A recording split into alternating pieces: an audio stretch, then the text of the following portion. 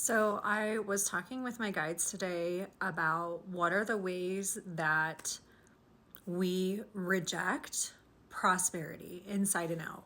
They brought through these cards for us. So it's really interesting because I don't normally use cards too.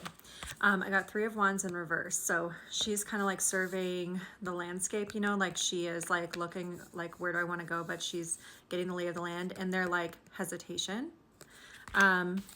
And they said, but there's also, this is Knight of Cups in reverse. I was like trying to read it upside down. Knight of Cups in reverse. And this is also like that. I don't want to be flippant. I don't want to be impulsive. I don't want to be frivolous. So it's a little bit of this like hesitation, right, between the two of these.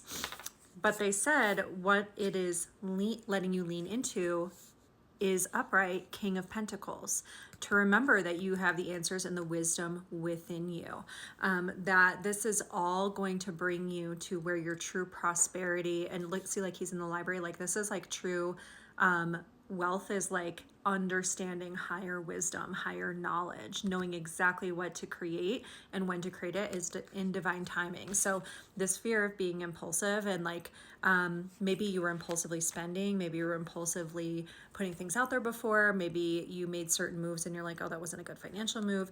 You have more knowledge now that you can trust, and you can also tune into your higher knowledge and your higher wisdom and ask it like, what do I really need in this moment? Now, the other thing I got was the Lovers in reverse. And they said a lot of people are moving away from love and relationship and wanting to move away from like the duality, which is important. And they said it's almost like creating an alchemical effect, though, because a lot of people are like, I'm done getting caught up in this.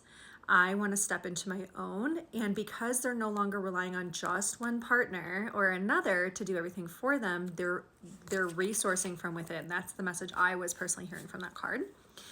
And they said, and this is what's happening. You're turning into the High Priestess. She's connected, her crown's open, she has deeper wisdom, she's sitting in sovereignty, she just knows, she's calm, she's cool, she's collected, she's channeling it. When you're willing to stop relying on another person, this doesn't mean you can't have a partner, but this does mean we've stopped playing into some of the conditioning, maybe around love and relationship and duality and fear and, fear and love and like all this like warring energy. When you let go of that, you can step in High Priestess because you're calm, you're clear, you're connected, like you're cool as a cucumber, and you can channel and allow in the inspiration, the inspired actions, because this is not just about energy work. Yes, I do think energy work is involved, right? I do my woo-woo crew stuff, but you need to also have intuitive actions. You cannot just sit, right, and wait for things to fall in our lap. We are seeing the repercussions of that with what's going on in our society right now. We need to actually act, but we want to have the right type of action. We don't want the car stuck in the mud, spinning the wheels, going every which way and just getting lost and more agitated, trying to get around traffic, right? We don't want to take flippant action, but remember, you've already learned from that. Okay, you already know, And so now that you're not throwing yourselves into things so flippantly, you don't need to be so scared. You can trust your inspiration and your intuition, okay? Because what's happening is you are alchemizing. You are transmuting and changing these parts of you from the past, these beliefs that you had about yourself. Like I keep hearing, I never make the same mistakes twice. So it's a learner mentality, like the student, the magician is a very important mentality to have. Whatever shame you're carrying, use it. Whatever feelings you have inside of you, trust them, use them. Because I always say like feelings are just like emotions are energy in motion. Feelings, sensations, all that stuff, they don't need to go away. We need to understand how to use them properly. When I am my most irritated, one of the best things I do is write and create. That's how you alchemize, okay? This is going to cause an ending of an old cycle and a beginning of a new, and you need to trust that this is where you are and you're perfectly timed for that. We are moving beyond some of these feelings, and they're like, you do know what to do. You can trust that you know what to do. You're not overwhelmed. You're not at a loss. Your inner wisdom is already here, okay? Like you are needing to trust your heart a little bit more. And they said this is something that sometimes we don't want to acknowledge how much we can trust our heart and our feelings, but when you do, you are going to have Seven of Wands. You are going to have the many coming together as one. Now, they initially brought this out in reverse, and they said some people are struggling to manifest because they're going into this, I can't, I don't know how, I don't have enough power, I'm disconnected from community, I don't have my peeps. We need many coming together to co-create together, to create what it is that we want to build. So if you're trying to lone wolf everything, I guarantee you the energy is not going to put you anywhere near where you could go if you are partnering and bringing in the right people at the right time. This is also this card often to me. So when I'm showing you cards, it might say something specific for you, like your intuition may tell you something else, and that's fine.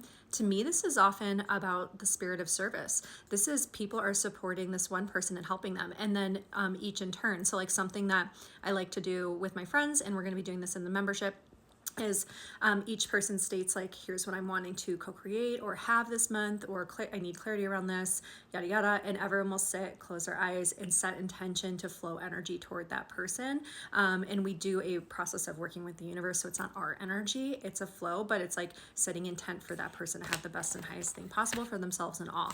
So it's like a many coming together, and we rotate around the group. So if you have questions about that, feel free to reach out. But this is where we're going, and this is what you need to know, is not to be alone in what you're doing. And I'm also hearing allow the balance to come, and allow, like, I get like the sense of like patience, and that not spinning. Remember, we don't want to be like flying in every direction or sitting still, but paying attention to right timing, right action, having the patience, listening within is going to be incredibly important. That's where your answers are going to be. Hope this is helpful.